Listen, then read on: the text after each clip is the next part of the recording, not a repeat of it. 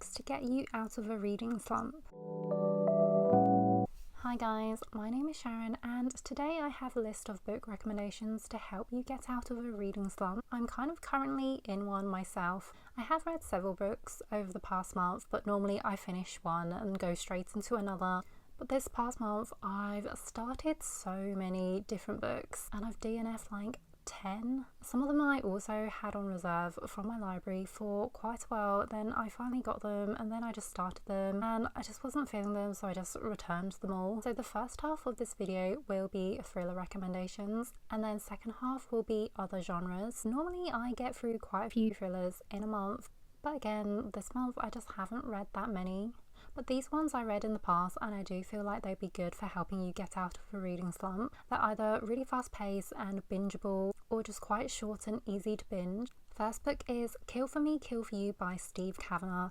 This is one of my favourite thriller books of all time. You have two women who meet at a grief support group. Both of these women had children who were unalived, and unfortunately the justice system failed them. The unalivers are still out there, so these two women decide they're going to take justice into their own hands and they are going to swap murders. This is a strangers on a train concept. I don't know if I've ever been as hooked on a thriller book as I have this one. Honestly, the high that I got from reading this book has kind of been unmatched ever since. I mean, I have read so many good thriller books, but this one was not only really fast paced and bingeable, but literally all the plot twists just hit. My jaw was on the floor at every single one. I definitely did not see that final plot twist coming either.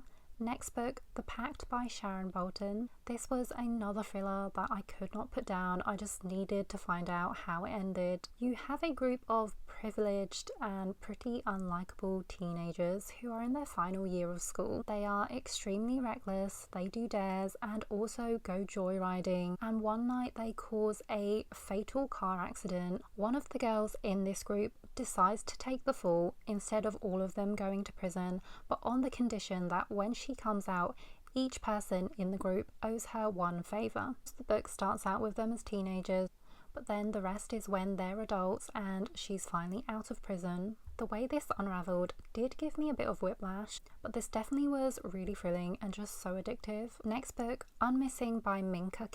This thriller is on the shorter side. I think it's only around 250 pages. You have a husband and wife who are living their normal happy life together in their small town, and then one night they get a knock on the door and it's none other than this husband's first wife, who actually went missing like a decade ago and was presumed dead. But turns out she had been held captive this whole time and now she's escaped her kidnapper. And so now she turns up on the doorstep of her ex-husband's house, and the husband and new wife decide that the least they can do is help her out and get her back up on her feet. This was twisty and I do like a good missing persons trope. Next of Kin by Abdullah. This is another thriller that I couldn't put down. One of the best thrillers I've read this year because it was just so twisty and also pretty unhinged. I've also mentioned this book a few times already on my channel. You're following the protagonist, Layla, and she's an aunt to her sister's son. One day she gets a call from her brother-in-law asking if she could take her 3-year-old nephew to nursery. She agrees and she picks him up in the morning, but she's also a very busy career woman, and then she gets a phone call from work, and the next thing you know, she's gone to work, and then she gets a phone call from her brother-in-law like, the nursery called and they said he never made it to nursery.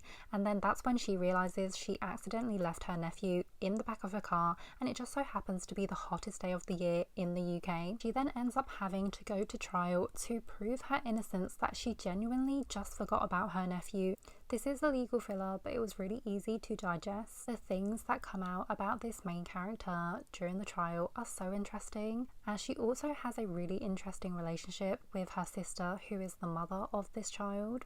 I literally had no idea how this was going to end, but all the plot twists had my jaw on the floor. Next book, The Chain by Adrian McKinty. This thriller had me on the edge of my seat. I think this gets quite mixed or negative reviews, but I really enjoyed it. The premise is a kidnapping chain and it's pretty dark and messed up. You have a single mother who gets a phone call one day saying that her teenage daughter has been kidnapped.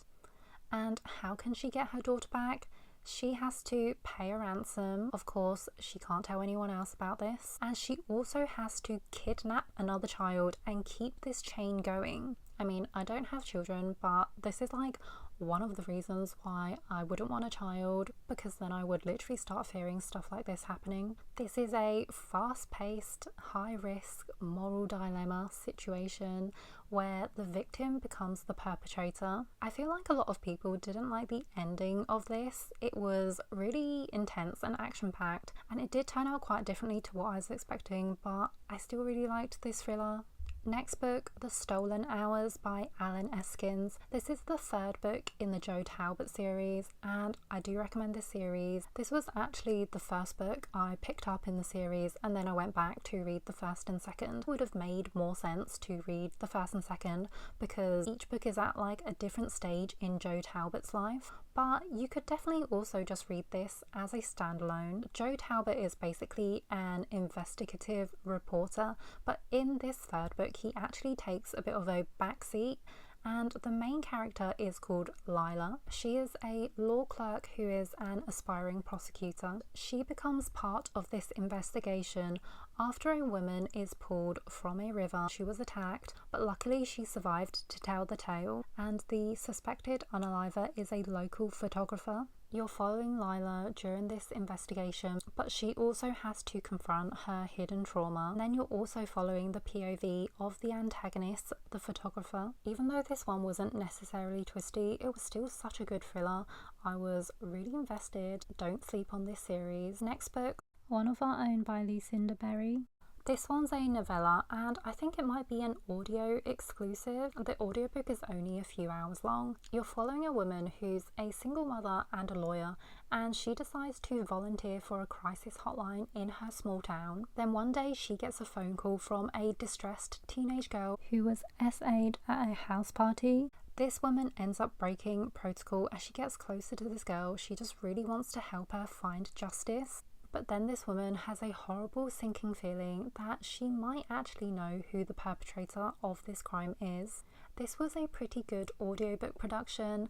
It actually sounded like the characters were in phone calls. So those are my 7 thriller recommendations. But now I have some books from some other genres, because sometimes when I feel like I'm in a slump and I keep DNFing books from the same genre, it just helps me sometimes to just read a completely different genre. The 5. The Untold Lives of the Women Killed by Jack the Ripper by Hallie Rubenhold. This one's actually a non-fiction, and normally I find non-fiction quite slow to get through. It takes me a while to read them. I also prefer to pick them up on audio, but I read this one quite a few years ago before I discovered audiobooks, and I read this on my Kindle and I literally flew through it. The title pretty much tells you what this book is about, but it's actually less about Jack the Ripper and his unalivings, but more about giving voices to the women, because historically and in the media these women were labelled as sex workers when they actually weren't. This is a deep dive into each woman's life, their backstories, what their life was like leading up to the moment they were unalived. This was during the Victorian times, so as you can imagine, there was a lot of suffering and so many injustices done to these women. There's no like fictionalized dialogue in this or anything. It's pretty much just descriptions and accounts of their lives.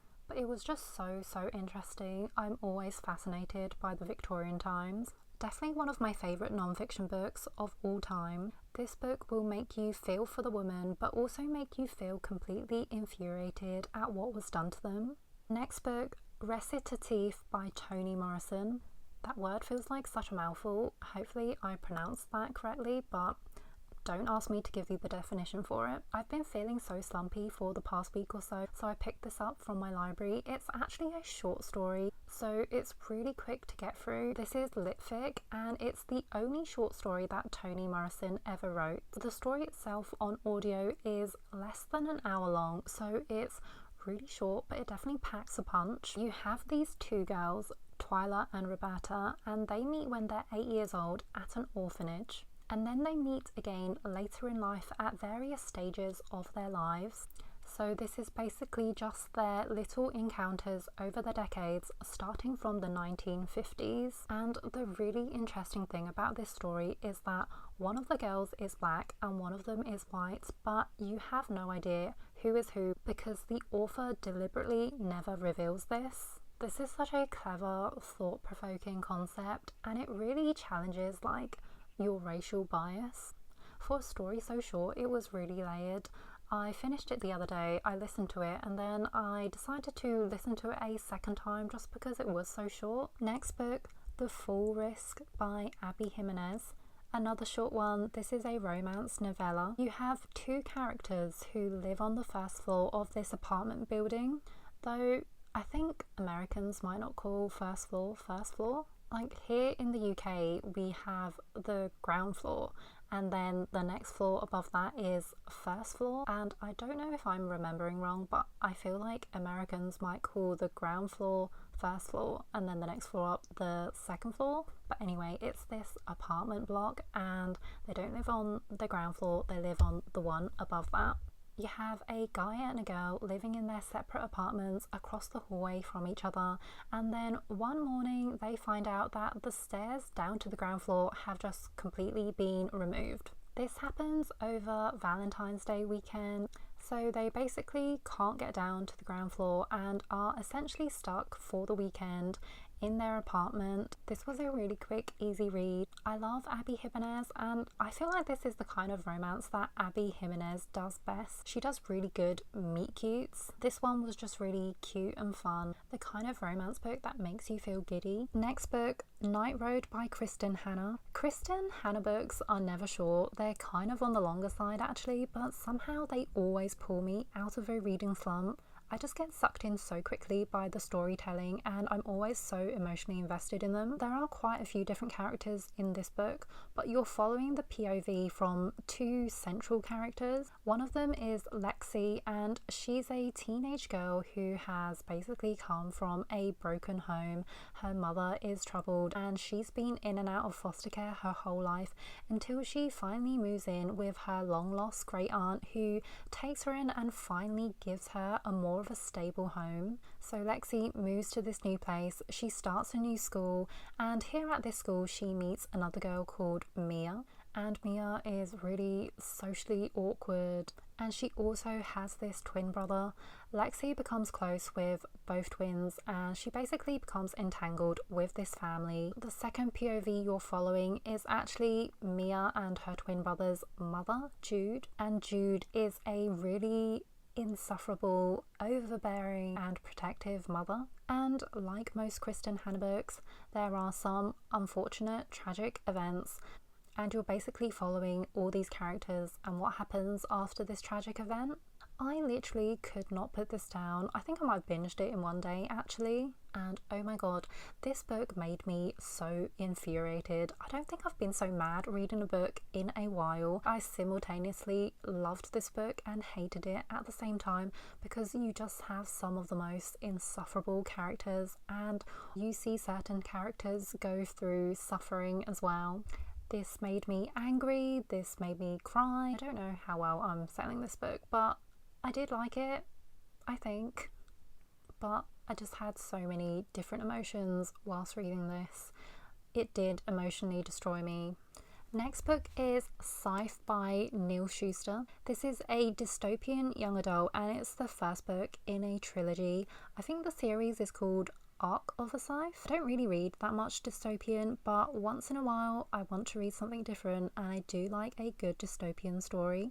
It's set in a future world where basically no one dies anymore because they've cured all illnesses. Everyone lives super healthy, long lives, but obviously you cannot sustain a world where no one dies and everyone just keeps living forever. So to curb overpopulation, you have a group of people called Scythes, and essentially they are executioners. They pick people at random to unalive, and this kind of keeps the population in check.